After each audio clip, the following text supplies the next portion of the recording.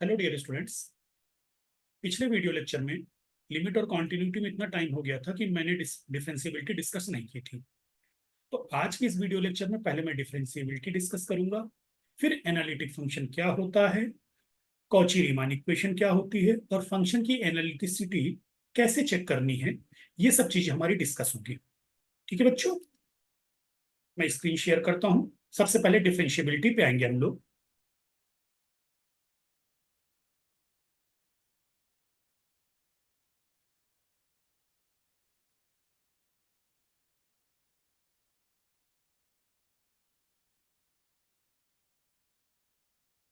Differentiability differentiability की definition पहले देखिए आप। Let F of Z be a single valued function of the variable Z. यानी पहली चीज कंडीशन क्या आई कि F of Z be a single valued function of the variable Z. ठीक है, सिंगल वैल्यूड होना चाहिए एफ जेड जो आपका सिंगल वैल्यूड फंक्शन हो। देन द डेरिवेटिव और differential coefficient of f z is denoted by F prime Z, या कुछ लोग एफ डैश जेड कहते हैं, and is given by F dash Z is equal to limit delta z tends to 0 f of z plus delta z minus f of z divided by delta z, provided the limit exists and is independent of the path along which delta z tends to 0। यानी पहली चीज limit exist करनी चाहिए, और limit वाले chapter में मैंने बताया था कि लिमिट एग्जिस्ट तब करती है जब डिफरेंट पाथ्स के थ्रू हमें वैल्यू यूनिक मिले।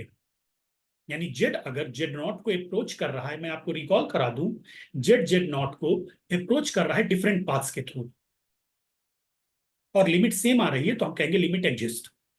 ठीक है, तो ये तो फंक्शन की डेरिवेटिव की डेफिनेशन हो गई। अब अगर इसी डेफिनेशन को हम दूसरी तरीके से रिप्रेजेंट करेंगे कि अगर फंक्शन के डेरिवेटिव की आपको किसी पॉइंट पर वैल्यू चाहिए, यानी किसी पॉइंट पर फंक्शन का डेरिवेटिव चाहिए, मैं दोनों तरीके के लिए निकल कर आऊंगा आपको। जैसे ये फंक्शन के डेरिवेटिव वाला डेफिनेशन, इसे भी यूज करेंगे हम। ठीक, और दूसरा न्यूमेरिकल करेंगे किसी फंक्शन का डेरिवेटिव कहां पर, किसी पॉइंट पर। तो उस डेफिनेशन को भी देख लो। Suppose the complex function w is equal to f of z is defined in a neighborhood of a point z naught। अगर कोई फंक्शन हमारा किसी पॉइंट z नॉट के नेबरहुड में डिफाइंड है, then the complex derivative of f at z naught, उस point पर function के डेरिवेटिव की वैल्यू जो होगी, या उस पॉइंट पर फंक्शन का डेरिवेटिव डिनोट किससे किया जाएगा, f डैश z नॉट से, and is given by f dash z naught is equal to limit delta z tends to 0। Same definition है, मैं थोड़ा सा इसको जूम आउट करता हूं तो आपको और क्लियर हो जाएगा, कुछ नया नहीं है। ये देखिए, limit delta z tends to 0 z plus delta z minus F Z upon delta z। तो यहां पर z रिप्लेस हो गया z नॉट से, तो ये बन गया limit delta z tends to 0। देखो यहां पर z रिप्लेस हुआ z नॉट से, तो एफ डैश जेड नॉट, ये आ गया एफ डैश जेड नॉट, और यहां पर सारे जेड जेड नॉट से रिप्लेस हो गए। तो क्या हो गया, F of z naught plus delta z minus f of z naught upon delta Z. हाँ, अब यहां पर चूंकि जेड माइनस जेड नॉट क्या होता है, डेल्टा जेड, तो z naught plus delta z क्या हो जाएगा बेटे, जेड। तो ये लिख दिया f of z naught plus delta z की जगह में लिख दिया f z minus F z naught divided by z minus z naught. और डेल्टा जेड टेंस टू 0 है, तो z tends to z naught. अगर डेल्टा जेड 0 को टेंड करेगा, तो जेड माइनस जेड नॉट किसको टेंड करेगा, ये भी 0 को टेंड करेगा। तो जब ये 0 को टेंड करेगा, तो इसका मतलब क्या हुआ, z tends to z naught. तो कुछ भी नया नहीं है, अगर तुम ध्यान से देखो वहां पर, वो मैंने एक नॉर्मल इन जनरल डेरिवेटिव की डेफिनेशन दे दी, उसको हम ऐसे डिफाइन करते हैं। और किसी पॉइंट पर अगर डेरिवेटिव की बात कर रहे हैं, तो यहीं पर जेड को मैंने जेड नॉट से रिप्लेस कर दिया, और लिमिट चेंज हो जाएगी। चूंकि डेल्टा जेड टेंस टू 0, तो उसकी जगह हो जाएगी limit z tends to z naught. तो जब फंक्शन के डेरिवेटिव की बात करेगा तो हम इस फार्मूले को यूज करेंगे, जब किसी पॉइंट पर डेरिवेटिव की बात करेगा तो हम इस फार्मूले को यूज करेंगे। Provided the limit exist, limit exist करनी चाहिए। लिमिट एग्जिस्ट मतलब वही हमारी बात है कि limit must be independent of path. अब चलिए इसके कुछ न्यूमेरिकल्स करते हैं।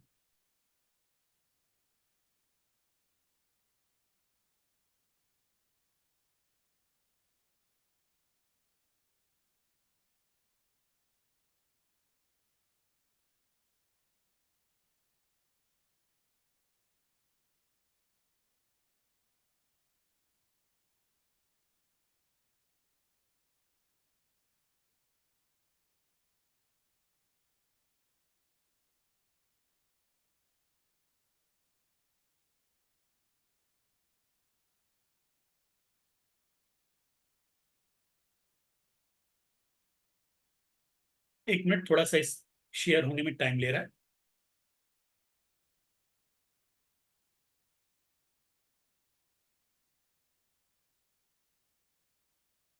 शेयर हो गया। तो सबसे पहला न्यूमेरिकल मैंने आपको क्या बताया, फंक्शन के डेरिवेटिव वाला हमें न्यूमेरिकल करना है। तो वो न्यूमेरिकल आपका क्या है, लिखिएगा। Find the derivative of f z. Question है हमारा, find the derivative of f z, the derivative of f z is equal to z square minus 5z। तो एक तो यार तुम डायरेक्ट इसको डिफ्रेंशिएट कर सकते हो, 2z-5 वैल्यू आ जाएगी एफ डैश जेड, ठीक। लेकिन चूंकि मुझे आपको डेफिनेशन समझाना है और डेफिनेशन को कैसे यूज करते हैं वो समझाना है, तो मैं इसको दोनों तरीके से डिफ्रेंशिएट करके दिखाऊंगा, ठीक है। उस डिफ्रेंशिएशन के लिए, डायरेक्ट डिफ्रेंशिएशन के लिए आपको जरूरत नहीं है कुछ भी, आप सीधे लिखोगे differentiating the given function with respect to z we get f dash z equal to 2z-5। But अब हम डेफिनेशन अगर यूज कर रहे हैं तो हम उसको कैसे यूज करेंगे। तो डेफिनेशन में आपको सबसे पहले लिखना होगा, bye the definition, bye the definition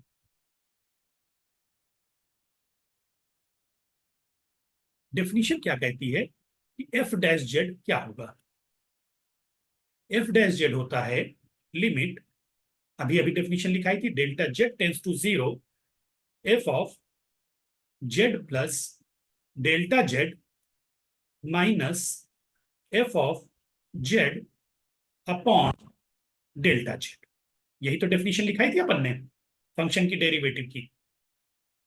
आप लोग दोबारा थोड़ा सा वीडियो को रिवाइंड करके देख लेना, है ना। तो by the definition f dash z equal to limit delta z tends to 0 f of z plus delta z minus F Z upon delta z. दिया क्या गया है आपको, गिवन एफ जेड की वैल्यू क्या दी है आपको, जेड स्क्वायर माइनस 5z। तो जेड को जेड प्लस डेल्टा जेड से रिप्लेस कर दो। सो एफ जेड को जेड प्लस डेल्टा जेड से मैंने दोनों साइड पे रिप्लेस किया, तो क्या हो गया, जेड प्लस डेल्टा जेड का whole square minus 5 z plus delta z. Simplify किया, ब्रैकेट ओपन कर दिया, z square plus delta z square plus 2z delta z minus 5z minus 5 delta z, ठीक।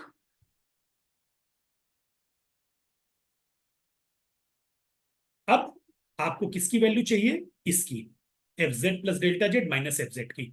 Now f z plus delta z minus F z, इसकी value आपको निकालनी है। तो इसकी वैल्यू क्या हो गई, इसमें इस वैल्यू में इस वैल्यू को सब्ट्रैक्ट कर दो, तो जेड स्क्वायर कैंसिल, ठीक। जेड स्क्वायर कैंसिल, तो क्या बचा, डेल्टा जेड का होल स्क्वायर, ये कैंसिल हो जाएगा और 5z कैंसिल हो जाएगा। बाकी टर्म्स लिख देना, डेल्टा जेड का square plus 2z delta z minus 5 delta z, ये आ गया f z plus delta z minus F z की वैल्यू। हेंस बाई वन, अब जो आपने डेफिनेशन लिखी है, by one f dash z is equal to, क्या हो गया तुम्हारा, limit delta z tends to zero, f z plus delta z minus F z की वैल्यू पूरी की पूरी ये रही आपकी, तो ये क्या हो गया, न्यूमेरेटर में आ गया डेल्टा जेड का whole square plus 2z delta z minus 5 delta z upon delta z. इस डेल्टा जेड से ये डेल्टा जेड कैंसिल, ये डेल्टा जेड कैंसिल, ठीक, और ये स्क्वायर कैंसिल, ठीक है। तो इक्वल टू क्या हो गया, limit delta z tends to zero, delta z plus 2z minus 5। अब डेल्टा जेड की जगह जीरो रख दो तो क्या हो जाएगा, 2z माइनस 5। तो डेफिनेशन की हेल्प से आप फंक्शन को अगर डिफरेंशिएट करना चाहे तो इस तरीके से आपको डिफरेंशिएट करके वैल्यू मिलेगी। अब मैं डायरेक्ट डिफरेंशिएशन आपको समझाता हूं। अल्टरनेटिवली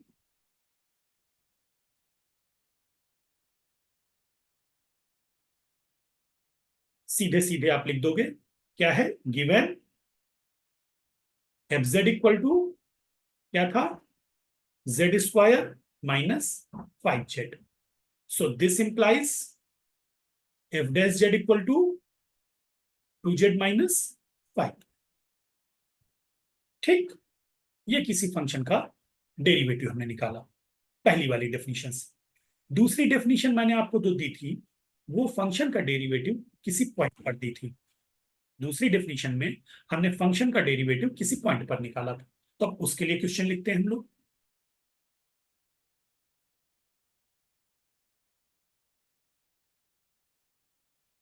डिस्कस द डिफरेंशिएबिलिटी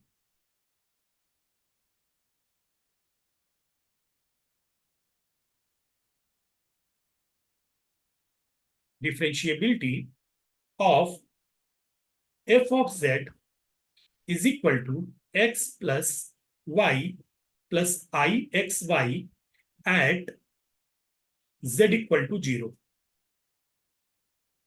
इसने z के टर्म में ना देकर इसने आपको फंक्शन को x और y के टर्म में यानी रियल पार्ट और इमेजिनरी पार्ट के फॉर्म में दे दिया, ठीक है। कल हम लोगों के लेक्चर में डिस्कस हुआ था कि एफ जेड को u प्लस आई बी के फॉर्म में लिख सकते हैं। तो u हो गया तुम्हारा x प्लस वाई, v हो गया x Y.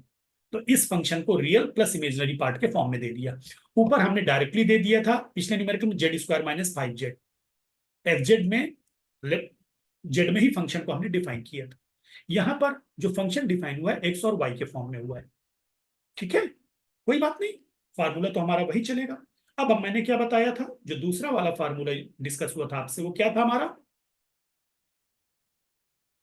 Bye the definition. अब वो दूसरा फार्मूला यूज करोगे, by the definition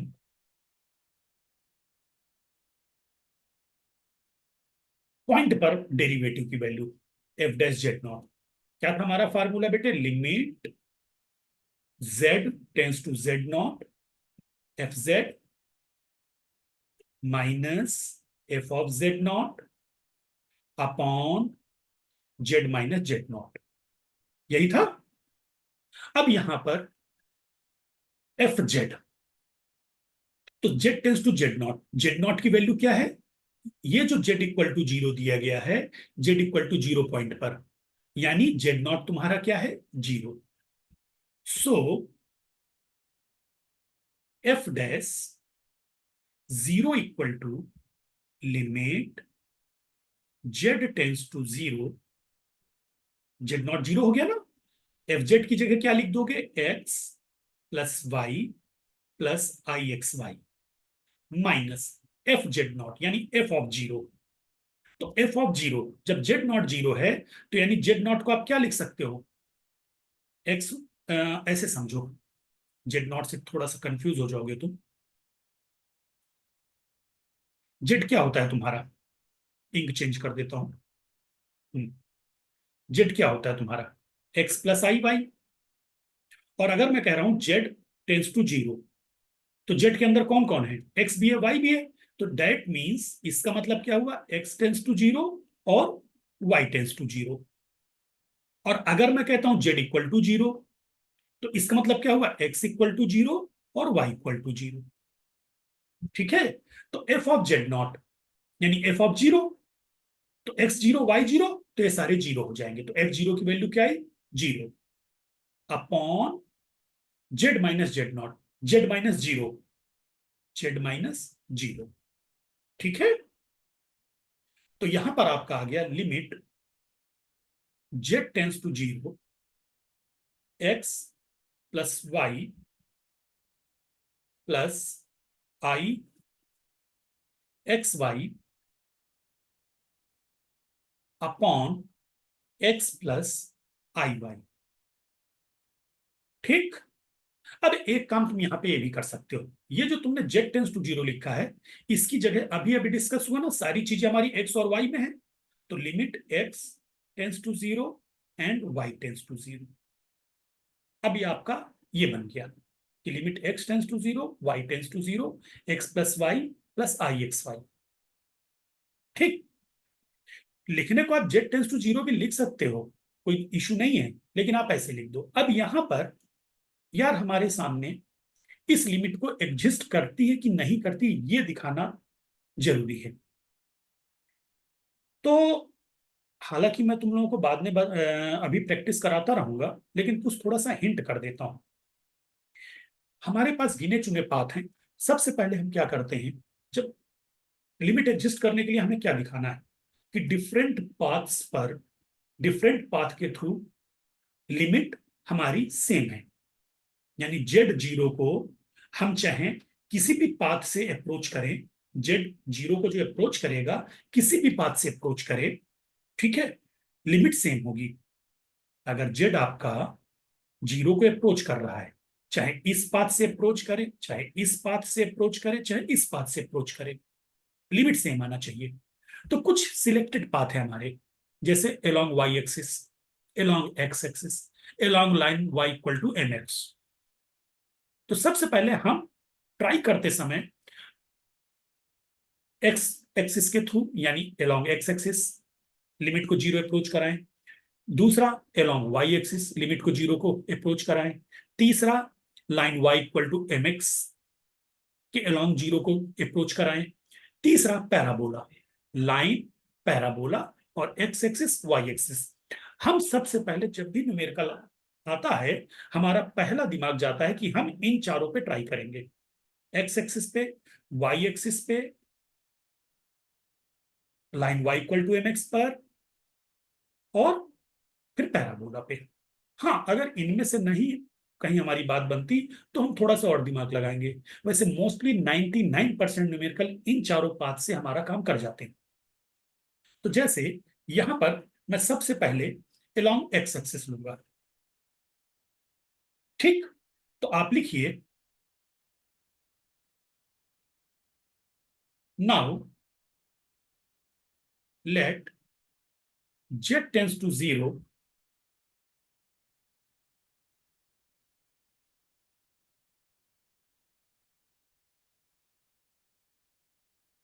let z tends to 0 along real axis. Real axis का मतलब ब्रैकेट में लिख दो, डेट इज एक्स एक्सिस। और एक्स एक्सिस में क्या होता है, that is y equal to 0। तो हेंस थोड़ा सा भी मैं पिछले पेज पे जाऊंगा, एफ डैश 0 इक्वल टू क्या था तुम्हारा बेटे, x plus y plus i x y upon x plus i y. X plus y plus i x y upon x plus i y, इसको कहीं लिख लेते हैं यहाँ पे, x plus y plus i x y upon x plus i y. तो y equal to 0 रखना है, तो क्या हो गया, लिमिट y तो 0 पुट हो गया, अब x बचा, x tends to 0, x plus 0 plus 0 upon x plus 0, तो क्या हो गया, इक्वल टू 1। अब दूसरा, अगेन लेट, मैंने क्या कहा था, x एक्सिस और y axis, z tends to 0 along imaginary axis यानी एक्सिस। इमेजनरी एक्सिस मतलब वाई एक्सिस, वहां पर क्या होता है, पूरे वाई एक्सिस में एक्स जीरो होता है, पूरे के पूरे वाई एक्सिस में एक्स जीरो होगा। जैसे एक्स एक्सिस, पूरे पूरे एक्स एक्सिस में क्या वाई जीरो है, तो वाई एक्सिस में एक्स जीरो होगा। पता होगा तुम लोगों को।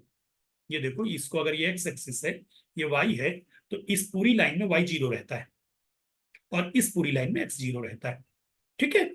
तो अब यहां पे आपको क्या करना है, हेंस, अब एफ डैश जीरो की वैल्यू निकाल दो यार। तो तुम्हारा क्या बन जाएगा, limit y tends to zero. अब यहां पर एक्स को जीरो रख देना है, zero plus y plus i y upon zero plus i y, sorry i y into zero, x भी तो है। तो ये बन जाएगा तुम्हारा limit y tends to zero, y upon i y, तो वाई से वाई कैंसिल, तो लिमिट रखने की जरूरत ही नहीं पड़ी, is equal to one upon i, और वन अपॉन आई को आप क्या लिख सकते हो, माइनस आई। ठीक। हेंस, देखो बेटे, डिफरेंट पाथ्स पर लिमिट डिफरेंट आई, तो आप लिखोगे hence, therefore hence limit does not exist, does not exist. आगे चाहो तो डिटेल में और लिख देना, as the limit is different along different paths, और स्पेसिफिक होना चाहो। ठीक। तो ये हमारे डिफरेंशिएबिलिटी के दो न्यूमेरिकल थे। अब आप अपनी बुक से, जो भी आपके पास बुक यूज कर रहे हो, उससे आप डिफरेंशिएबिलिटी के न्यूमेरिकल कर लेना। एक न्यूमेरिकल मैं और डिस्कस कर दूं यार, थोड़ा सा वो इंटरवल वाला है, आपके लिए अच्छा रहेगा। जब इतना हो रहा तो एक न्यूमेरिकल और कर लेते।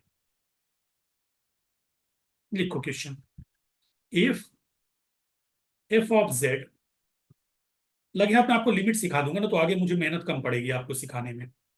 X y square x plus i y upon x square plus y to the power four, जब z not equal to zero है, और जीरो जब जेड इक्वल टू जीरो है, then discuss df over dz at z equal to zero. ठीक। आते हैं solution पे। Point पे बात हो रही है, तो बाय द डेफिनेशन,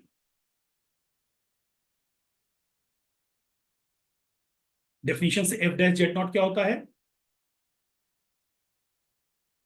वही अपना limit z tends to z naught f z minus F z naught upon z minus z naught. किस पॉइंट पर तुम्हें डिस्कस करना है derivative, z equal to zero पर।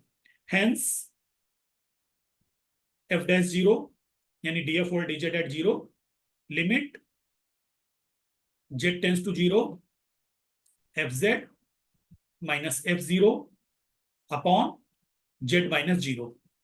एफ जीरो की वैल्यू क्या है, जेड इक्वल टू जीरो पर फंक्शन क्या डिफाइन है, जीरो, यानी एफ जीरो जीरो हो गया। ठीक।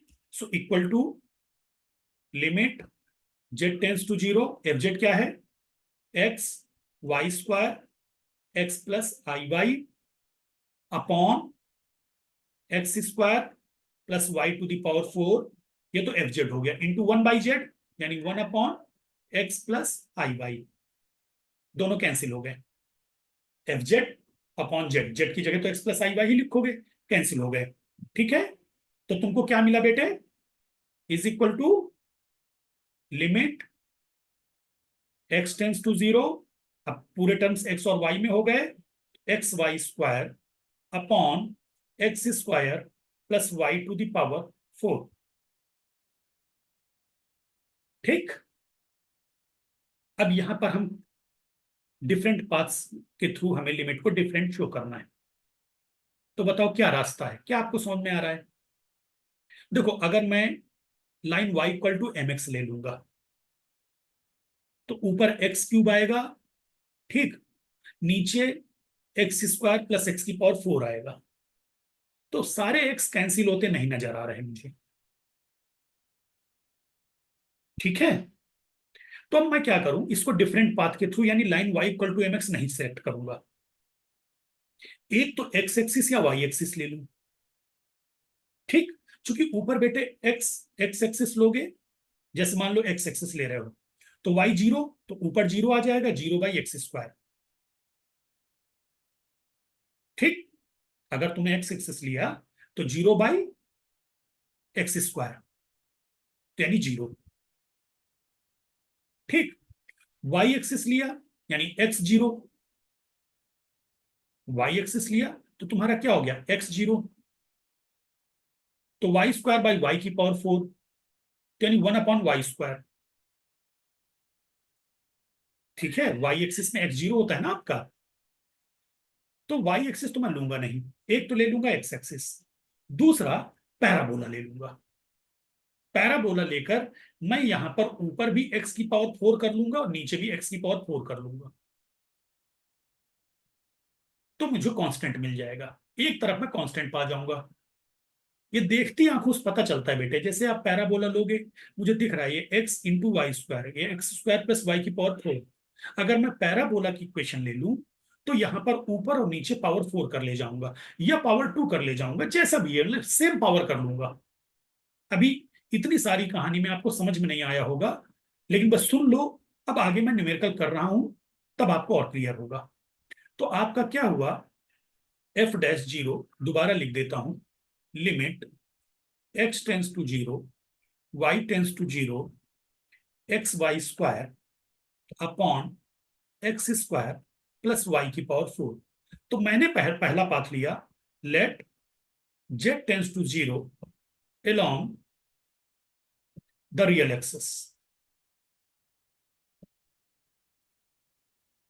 that is y equal to zero, real axis में y जीरो होता है। देन तो आपका एफ डैश जीरो क्या हो जाएगा, limit x tends to zero. ठीक, लिमिट रखने की जरूरत ही नहीं पड़ी यार, क्योंकि ऊपर न्यूमेरेटर में जीरो आ गया। ठीक, वाई ही तो तुमने जीरो रखा, जैसे ही वाई जीरो रखा तो जीरो अपॉन एक्स स्क्वायर, वो जीरो हो गया, तो बात ही खत्म हो गई, सीधी लिमिट ही आ गई जीरो। जैसे ही वाई की जगह जीरो रखा तुमने, तो लिमिट आ गई जीरो। ठीक, अब मैं दूसरा पाथ पैराबोला लिया था, let z tends to zero along the curve. यहां पर अगर तुम ध्यान से देखो, वाई स्क्वायर को एक्स मान लो, अगर तुम देखो ना, वाई स्क्वायर को अगर तुम वाई स्क्वायर को अगर तुम एक्स लेट कर लो, तो न्यूमेरेटर में क्या हो जाएगा, एक्स इंटू एक्स, और डिनोमिनेटर में क्या हो जाएगा, x square plus x square. Numerator denominator में एक्स की पावर सेम हो गई ना, तो मुझे लिमिट कांस्टेंट मिल जाएगी। तो along the curve y square equal to x, या ऐसे लिखोगे, that is x equal to y square. F dash zero is equal to limit, x को रिप्लेस किया ना वाई से। ठीक, तो ऊपर क्या हो गया, x into x upon x square plus x square.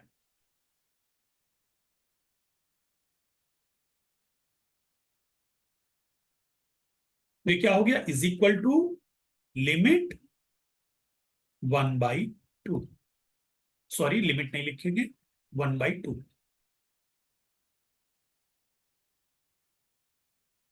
तो आपने देखा कि जब आप रियल एक्सिस के थ्रू जेड जीरो को अप्रोच करा रहे थे, तो फंक्शन के डेरिवेटिव की वैल्यू जीरो आई, और जब पैराबोला के through x equal to y square parabola के थ्रू आपने जीरो को अप्रोच कराया, तो डेरिवेटिव की वैल्यू आई वन बाई टू। तो क्या लिखोगे, सेंस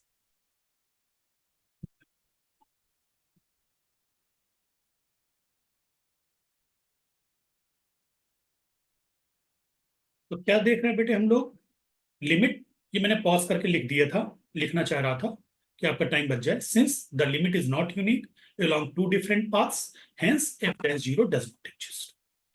तो अब अगर आप ध्यान से दोनों वीडियोस में, कल वाले न्यूमेरिकल को भी देखना, लिमिट कॉन्टिन्यूटी वाला, आज वाला, मैंने सारे पाथ्स के थ्रू लिमिट शो कर दी है। आज पैराबोला ले लिया, कल मैंने line y equal to mx ली थी, और आज x एक्सिस भी लिया, y एक्सिस के थ्रू भी लिमिट को जीरो को अप्रोच कराया। ठीक है, ऐसे आगे मैं न्यूमेरिकल करता जाऊंगा और पाथ लेते समय मैं आपको हिंट करता जाऊंगा। जैसे आज मैंने हिंट कर दिया कि यहां पर मुझे दिख रहा था पैराबोला ले लूं, क्योंकि ये सबसे अच्छा तरीका होता है कि ऊपर और न्यूमेरेटर और डिनोमिनेटर की पावर अगर आप सेम कर पा रहे हो, तो जब सेम हो जाएगा तो लिमिट रखने की जरूरत ही नहीं पड़ेगी, एक कांस्टेंट वैल्यू आ जाएगी। देखो, जैसे एक्स पर पावर 2 और नीचे एक्स पर पावर 2, सारे एक्स कैंसिल आउट हो गए, 1/2 आ गया, तो एक पाथ हमको ये मिल जाता है। ठीक है, एक्स एक्सिस एक पाथ, वाई एक्सिस दूसरा पाथ, ये तो फिक्स ही है हमारे। बाकी आगे न्यूमेरिकल करेंगे, लिमिट हमें बहुत जगह पर जरूरत पड़ती रहेगी, वहां से डिस्कस करते जाएंगे। चलिए, तो अब आपका डिफरेंशिएबिलिटी चैप्टर कंप्लीट हो गया। अब हमको नेक्स्ट टॉपिक में मूव करना है, वो है एनालिटिक फंक्शन।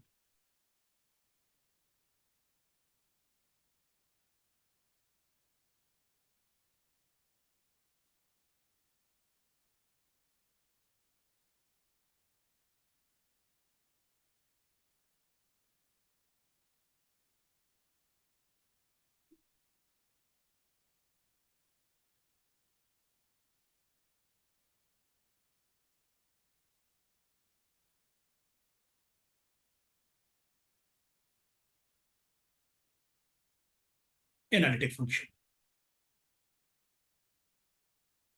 क्या डेफिनेशन होती है एनालिटिक फंक्शन की बेटे? A function f of z is said to be analytic at a point z naught. किसी पॉइंट पर कोई फंक्शन एनालिटिक कब कहलाएगा? If it is function single valued हो, पहला। दूसरा, differentiable not only at z naught but at every point of some neighbourhood of z naught. यानी अगर आपका फंक्शन दो कंडीशंस को फुलफिल कर रहा है, पहला कि वो सिंगल वैल्यूड हो, दूसरा जिस पॉइंट पर हम बात कर रहे हैं उस पॉइंट पर ही नहीं, उस पॉइंट के नेबरहुड के जितने पॉइंट्स हैं उन सब पर फंक्शन डिफरेंशिएबल हो, तो हम कहेंगे the given function is analytic.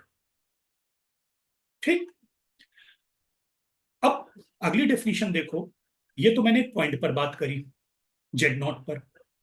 अब अगर कोई फंक्शन तुम्हारा एफ जेड, ये किसी डोमेन डी के सारे पॉइंट्स पर एनालिटिक हो, यानी किसी डोमेन डी के सारे पॉइंट्स पर अगर फंक्शन एनालिटिक है, तो हम क्या कहेंगे? Function is analytic in a certain domain D. यानी अगर पॉइंट पर एनालिटिक, पहले देखो पॉइंट पर एनालिटिसिटी की बात करी मैंने, तो पहले एनालिटिसिटी की मैंने आपको डेफिनेशन बताई कि फंक्शन एनालिटिक कब होगा? जब उस पॉइंट पर वो सिंगल वैल्यूड होगा, फंक्शन सिंगल वैल्यूड हो, और उस पॉइंट पर ही नहीं, उस पॉइंट के आसपास अड़ोस पड़ोस में नेबरहुड में जितने पॉइंट्स है उन पर डिफरेंशिएबल हो, तो हम कहेंगे फंक्शन एनालिटिक। अब अगर फंक्शन किसी डोमेन के सारे पॉइंट्स पर एनालिटिक है, तो हम क्या कहेंगे? फंक्शन उस डोमेन में एनालिटिक है। ठीक, और एनालिटिक फंक्शन के दो नाम, तीन नाम और हैं बेटे। होलोमॉर्फिक भी कहते हैं एनालिटिक फंक्शन, या होलोमॉर्फिक फंक्शन, कभी होलोमॉर्फिक फंक्शन बोलते हैं, कभी रेगुलर फंक्शन बोलते हैं, कभी मोनोजेनिक फंक्शन बोलते हैं। तो एनालिटिक फंक्शन तीन और नामों से जाना जाता है, होलोमॉर्फिक फंक्शन, रेगुलर फंक्शन और मोनोजेनिक फंक्शन। ठीक, अब बात करते हैं सिंगुलर पॉइंट की। सिंगुलर पॉइंट किसको कहते हैं? ए function F of Z may be differentiable in a domain except for a finite number of points. Function किसी डोमेन में तो पूरे के पूरे डोमेन में डिफरेंशिएबल है, लेकिन कुछ पॉइंट्स पर डिफरेंशिएबल नहीं है, वो पॉइंट्स फाइनाइट नंबर है, इनफाइनाइट पॉइंट्स नहीं है, कुछ एक पॉइंट्स पर वो फंक्शन डोमेन के कुछ पॉइंट्स पर डिफरेंशिएबल नहीं है। तो वो जो डोमेन के पॉइंट्स हैं उन पॉइंट्स को हम कहते हैं सिंगुलर पॉइंट या singularity of f set in that domain. Pole भी कहते हैं। ठीक, इसका भी यूज हमें आगे पढ़ना है। आगे आइए, इंटायर फंक्शन। इंटायर फंक्शन किसको कहते हैं? ए function F of Z which is analytic at every point of the finite complex plane। Is called entire function. Complex plane के सारे पॉइंट पर एनालिटिक हो, यानी पूरे कॉम्प्लेक्स प्लेन में हर जगह एनालिटिक है, तो ऐसा फंक्शन क्या कहलाएगा? Entire function. ठीक है। For example, polynomial of any degree is an entire function. कारण, पॉलिनोमियल सभी जगह डिफरेंशिएबल होता है। जब सारे जगह डिफरेंशिएबल है तो एनालिटिक हुआ, तो polynomial of any degree is an entire function. दूसरा, rational fractions with non zero denominator. Denominator zero नहीं होना चाहिए किसी भी सूरत पे। अगर नॉन जीरो डिनोमिनेटर है रेशनल फंक्शन का, तो वो भी इंटायर फंक्शन है, हर जगह वो एनालिटिक है। नोट, मैंने लिख दिया, an entire is always analytic, differentiable and continuous function. Entire function अगर मैंने बोला किसी फंक्शन को, तो वो फंक्शन, मतलब है इंटायर बोलने का मतलब कि एनालिटिक भी है, डिफरेंशिएबल भी है और कॉन्टिन्यूअस भी है। But converse is not true, लेकिन इसका कन्वर्स ट्रू नहीं है। इंटायर फंक्शन एनालिटिक भी है, डिफरेंशिएबल भी है और कॉन्टिन्यूअस भी है। लेकिन ऐसा नहीं है कि आप कह दो कि डिफरेंशिएबल है तो एनालिटिक होगा, कॉन्टिन्यूअस है तो एनालिटिक होगा। ठीक, या एनालिटिक है तो इंटायर होगा। नंबर टू, अगला, analytic function is always differentiable and continuous. Analytic function हमेशा डिफरेंशिएबल होगा, कॉन्टिन्यूअस होगा, but converse is not true. थोड़े से एग्जाम्पल ले लेते हैं, बहुत थ्योरी हो गई तो आपको और थोड़ा सा अच्छा लगेगा। For example, f z equal to mod z square, ये अगर मैं फंक्शन ले लूं, तो इस फंक्शन की डिफरेंशिएबिलिटी तुम चेक करना बेटे, ये सिर्फ z इक्वल टू जीरो पर ही डिफरेंशिएबल रहेगा। ये z इक्वल टू जीरो पर ही डिफरेंशिएबल है। So therefore f z is differentiable at z equal to zero. तो obviously that is not analytic anywhere. तो तीसरा पॉइंट आया, ठीक, फंक्शन डिफरेंशिएबल तो है लेकिन एनालिटिक नहीं है।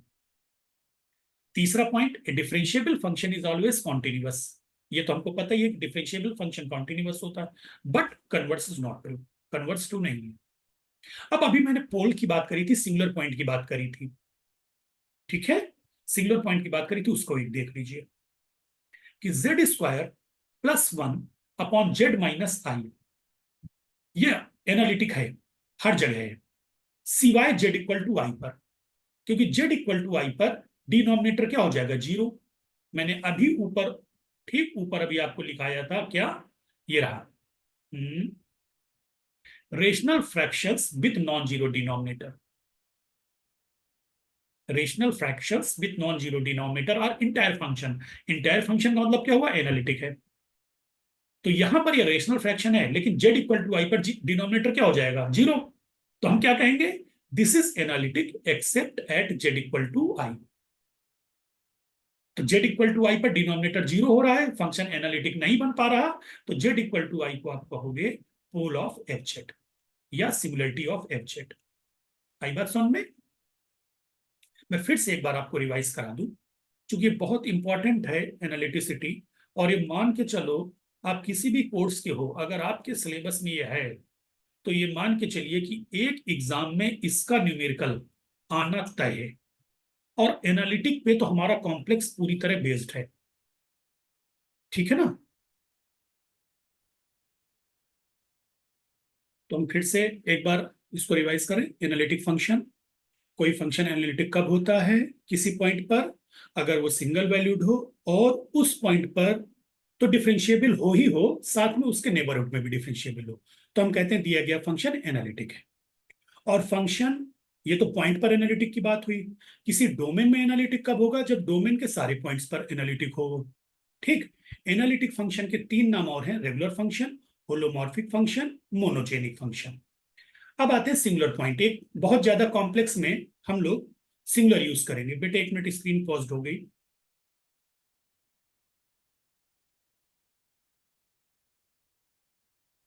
स्क्रीन पॉज हो गई, पता नहीं कैसे। एक सेकेंड बच्चों।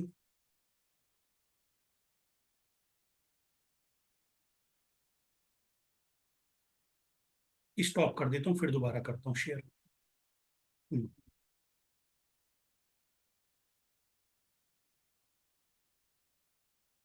हाँ, अगर फंक्शन किसी पॉइंट पर एनालिटिक नहीं है तो वो पॉइंट सिंगुलर पॉइंट कहलाता है।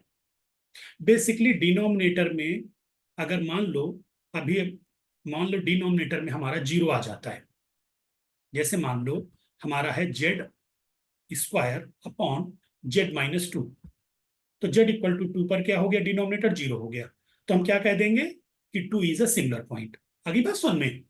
ठीक, तो इसे सिंगुलर पॉइंट कहते हैं। खैर जब इसके न्यूमेरिकल करूंगा तो वहां पे और क्लियरली एक्सप्लेन करूंगा सिंगुलरिटी पे, जब हम न्यूमेरिकल करेंगे। दूसरा आता है इंटायर फंक्शन।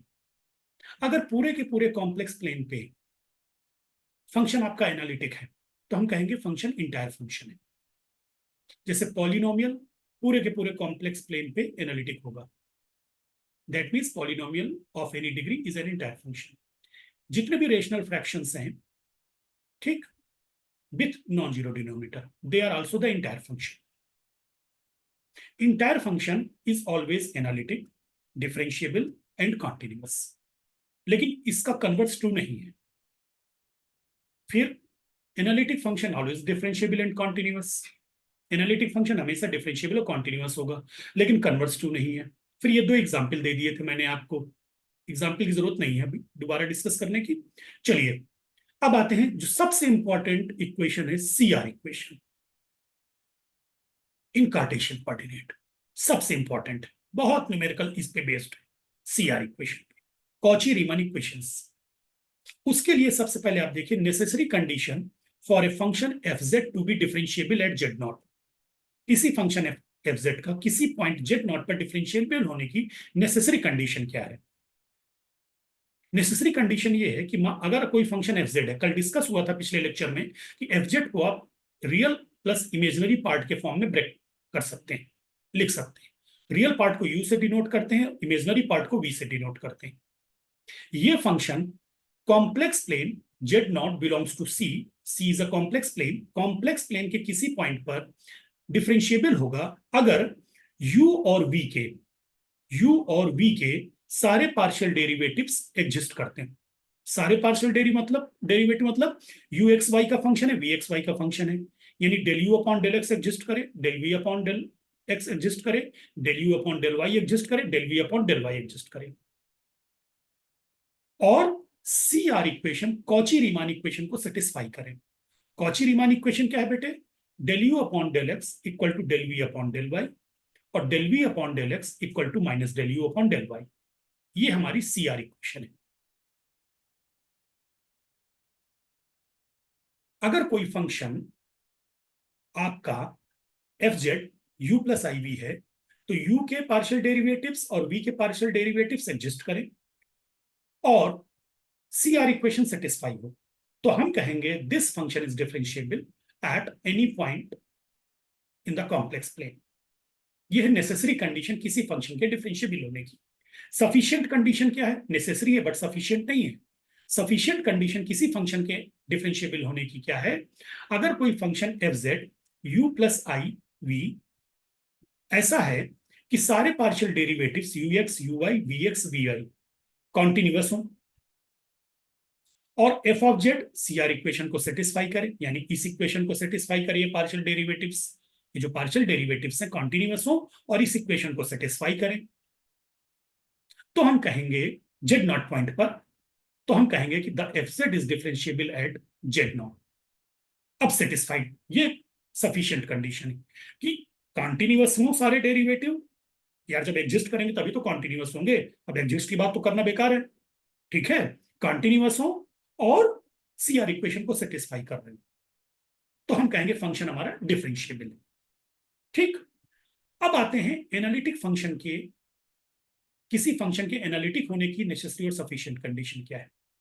तो जब डिफरेंशिएबल की नेसेसरी और सफिशिएंट कंडीशन है तो एनालिटिक की भी यही होगी। Necessary and sufficient condition for a function f z to be analytic.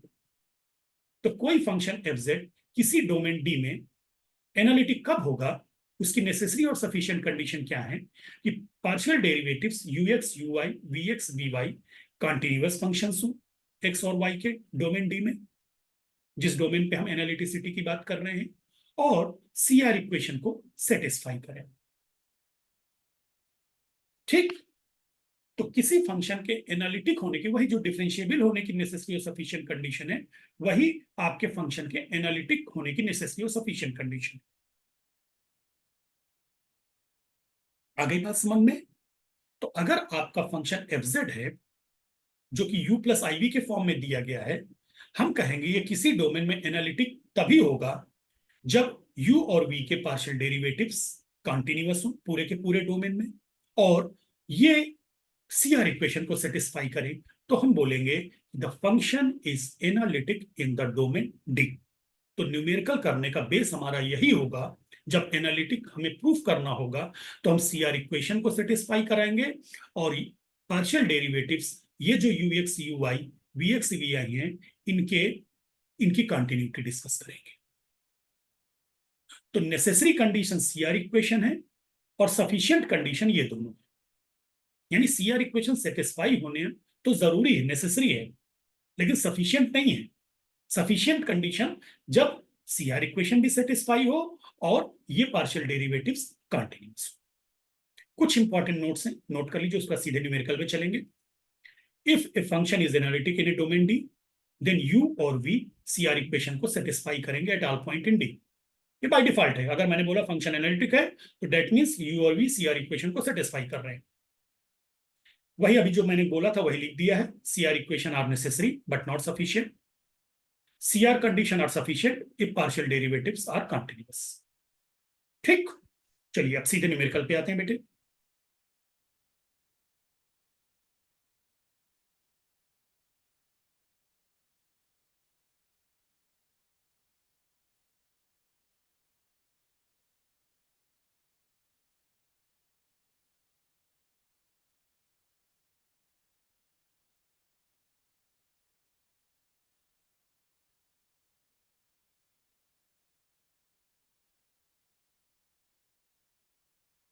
Question है, show that the function e to the power x cos y plus I sin y is analytic and find its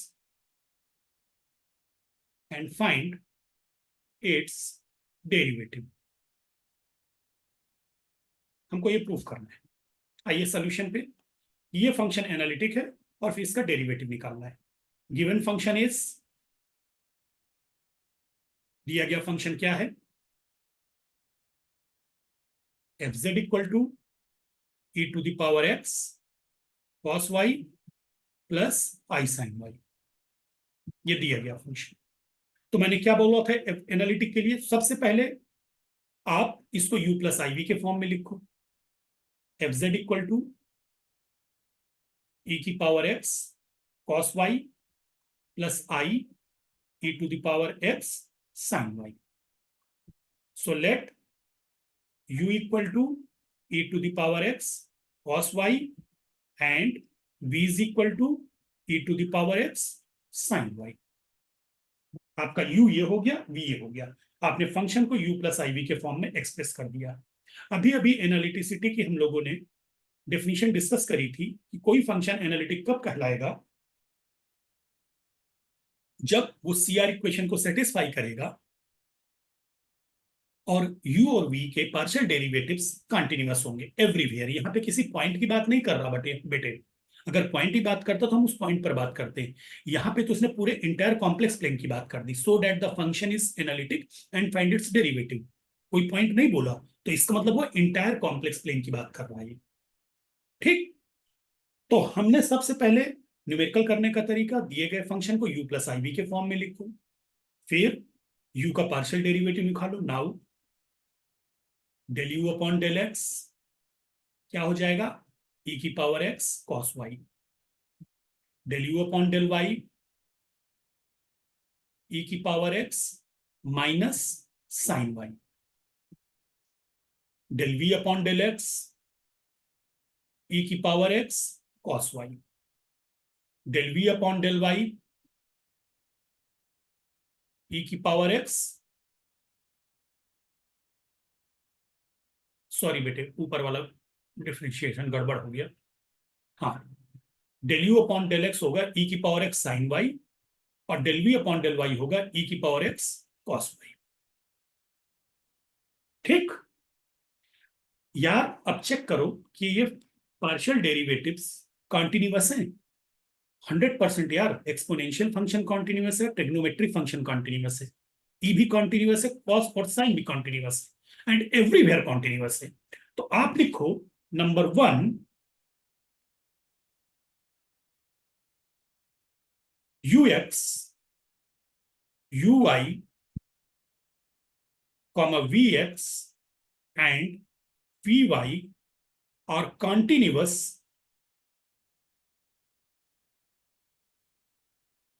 everywhere. ये दिखाने की जरूरत नहीं है, जब हमें पता ही है, मैथमेटिक्स में ये चीज कुछ स्टैंडर्ड चीजें होती हैं, एक्सपोनेंशियल फंक्शन कॉन्टिन्यूअस है, ट्रिग्नोमेट्रिक फंक्शन कॉन्टिन्यूअस है, तो एवरीवेयर, तो पहली कंडीशन सेटिस्फाई हो गई। ठीक, मैं यहीं पे लाइन ब्रेक कर देता हूं, एंड वी सी दैट, अब मुझे सीआर इक्वेशन के हिसाब से देखना है। सीआर इक्वेशन क्या थी? Del u upon del x equal to del v upon del y. ये देखो, ये दोनों बराबर है, ये इसके बराबर है, del u upon del x equal to del v upon del y. देखो ऐसे लिखोगे ना तो तुम्हें एग्जाम में अगर सीआर इक्वेशन भूल भी गए तो भी याद आ जाएगी। ठीक, ये इसके बराबर होना चाहिए, तो del u upon del x equal to del v upon del y, and del u upon del y is equal to minus del v upon del x. ऐसे याद करना है, ये उल्टा एरो बनाया ना तो माइनस का साइन आएगा। एक बार देखो, फिर से बता रहा हूं, सीआर इक्वेशन अगर भूल जाओ, यू लिखो वी लिखो, यू का एक्स के रेस्पेक्ट में डिफरेंशिएशन, यू का वाई के रेस्पेक्ट में डिफरेंशिएशन इधर, वी का एक्स के रेस्पेक्ट में डिफरेंशिएशन, वी का वाई के रेस्पेक्ट में डिफरेंशिएशन इधर। ठीक है, फिर ये इसके बराबर होना चाहिए, और ये उल्टा एरो है, यू से ही एरो चलेगा, अब ये उल्टा जा रहा है। ठीक, तो ये माइनस साइन लेगा, तो del u upon del x equal to del v upon del y, and del u upon del y equal to minus del v upon del x. Hence, CR equations are satisfied. बस therefore दोनों ही condition satisfy हो गई, therefore f of z is analytic.